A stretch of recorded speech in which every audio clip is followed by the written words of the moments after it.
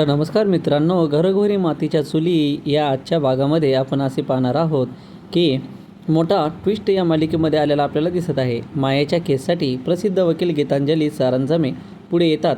जानकी, अवंतिका आणि ऐश्वर्या यांच्यासमोर आता मोठं आव्हान आहे. आज आपण घरोघरी मातीच्या चुली या मालिकेत आजच्या भागाचा सविस्तर आणि सोप्या भाषेत आढावा घेणार आहोत. आजचा भाग खूपच रोमांचक आणि ट्विस्टने भरलेला आहे, कारण आता ही केस साधी राहिलेली नाही. यात आता मोठमोठे खेळाडू उतरले आहेत. आजच्या भागाची सुरुवात होते ती जानकीच्या ठाम भूमिकेने. जानकी स्पष्टपणे सांगते की गुन्हेगाराला पकडणं जितकं महत्त्वाचं आहे, तितकंच त्याला शिक्षा होणंही महत्त्वाचं आहे. ती म्हणते की एवढ्या मेहनतीने मायाला पकडलं आहे, तर आता केस शेवटपर्यंत लढायलाच पाहिजे. ऋषिकेशही जानकीच्या बाजूने उभा राहतो आणि तिच्या निर्णयाला पूर्णपणे समर्थन देतो. सौमित्राचा विरोध काळजी का भीती, पण इथेच येतो मोठा ट्विस्ट. सौमित्र या सगळ्याला विरोध करतो. तो म्हणतो की अवंतिकाची तब्येत महत्त्वाची आहे, डॉक्टरांनी तिला विश्रांती घ्यायला सांगितले आहे, त्यामुळे ती केस लढू नये. पण खरं कारण काहीतरी वेगळंच आहे. सौमित्राला भीती वाटते की ही केस खूप धोकादायक आहे आणि मायाकडून काही होऊ शकतं. याचवेळी अवंतिकाचा संताप होतो आणि अवंतिका मात्र खूप चिडते. ती स्पष्ट सांगते, मी आजारी नाही, मी आई होणार आहे आणि मला माझी जबाबदारी कळते. ती सांगते की घरात बसून राहणं हा उपाय नाही.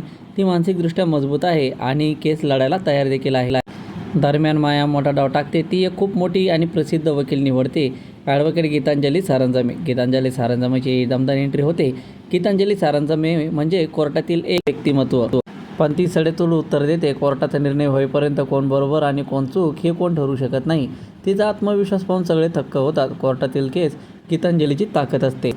माया आणि गीतांजली यांची डील फिक्स होते. माया थेट गीतांजलीशी संपर्क करते आणि 20 लाख रुपये फी देण्याची तयारी देखील दर्शवते. पूर्ण प्रामाणिकपणे ती केस त्यांना तिला समोर सांगते.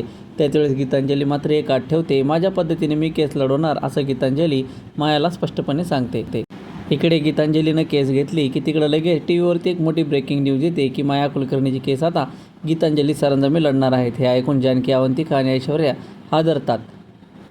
त्यांना वाटतं की आतापर्यंत केस जिंकण्याची शक्यता जास्त होती, पण आता परिस्थिती पूर्ण बदललेली आहे, कारण समोर आहे न हरलेली वकील आणि तिच्यासोबत माया.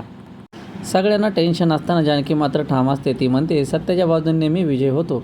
ती ठरवते की किती मोठा वकील असू, सत्य जिंकलंच पाहिजे. तसं पाहायला गेलं तर आजचा भाग खूपच आणि जबरदस्त आणि थरारक होता.